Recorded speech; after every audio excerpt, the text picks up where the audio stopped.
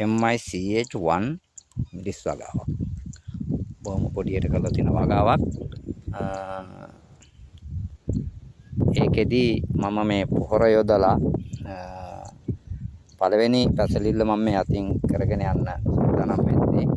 දැන් මේ පොහොර යොදලා දවස් 3ක් වගේ වෙනවා. ඊට පස්සේ වතුර ජල සම්පාදනය කරලා පැල ටික වටේට අපි පස්ලම් කිරීමක් කරනවා. ඒක මම අතින් තමයි කරන්නේ. මොකද ඒක මට පහසුයින්දා.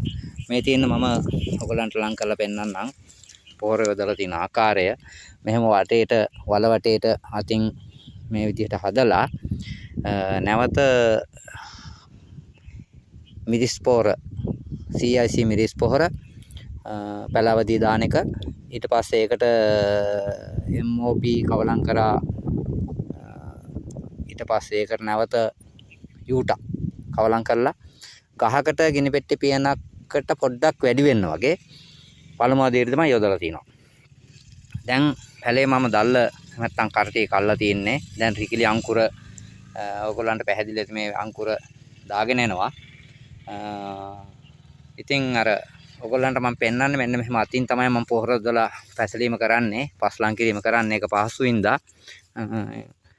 ඒ කරලා අපි බලමු වර්ධන වේගය කොහොමද කියලා. දැනට මේක සති දෙකක වගාවක්.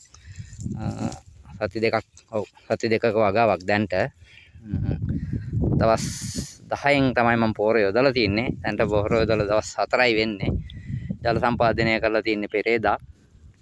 දැන් මේක අතින් හදලා ඉවර වුණාට පස්සේ පාත්ති දැන් මේ තින්නේ සකස් කරලා ඉවර වෙච්ච පාත්තියක්.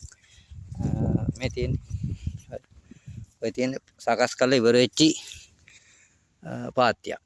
මේක දැන් ඔයගොල්ලන්ට පේනවා ඇති පැල අඩු වගේ නිකන් බොහොම තුනී පැල තත්ත්වයක් තමයි ඔයගොල්ලන්ට පෙන්눔 කරන්නේ මේ අර දුර ප්‍රමාණයත් එක්ක සහ තනි පැලේ හිටවල තියෙන ඉඳලා. මම මේක අත්අදා බැලීමක් විදිහට තමයි මේ තනි පැලේ යොදලා තියෙන්නේ. අපි බලමු සති දෙකකින් තව වගාවේ තත්ත්වය කොහොමද කියලා. දැන් හෙට ඉඳලා තෙල් මුර ටික හරියටම ගහගෙන යනවා. දැන්ටත් තෙල් මුර දෙකක් විතර ගහලා තියෙනවා දිල්ලිනාශක සමග සුදු මැස්සට. පුංචි වගාවක්. අපි බලමු කොහොමද සාර්ථකත්වය කියලා. මම වීඩියෝ ඔයගලන්ට ගෙනල්ලා පෙන්නන්නම්. කරටිය නම් මම හැම ගහකම වගේ ඉවත් කරලා තියෙන්නේ. මෙන්න මේ ආකාරයට මම කරටි ඉවත් කරලා තියෙන්නේ. දැන් ඒවා පැහැදිලි අංකුර ඇවිල්ලා තියෙනවා ලස්සන්ට. ඉතින් අපි බලමු. මම ඔයගොල්ලන්ට තව වීඩියෝ එකක් ගෙනලා පෙන්නන්නම් වගාවේ සාර්ථකත්වය කොහොමද කියලා. විශේෂයෙන් කරන්න ඕන වැඩක් තමයි අපි අර සුදු මැස්සා මයිටා පාලනය කර ගැනීම. MICH මිරිස් වගාවේ ඒක පළමුවෙන්ම කරන්න ඕන වැඩක්. මම වගා ආවරණයක් යොදලා නැහැ. මම ඒක අත්අදා බැලීමක් විදිහට තමයි කරන්නේ. වගා ආවරණයක් නොයොදා ඉරුඟු පැටක් විදිහට වටේට ස්ථාපනය කරනවා. ඒක තමයි මගේ බලාපොරොත්තුව.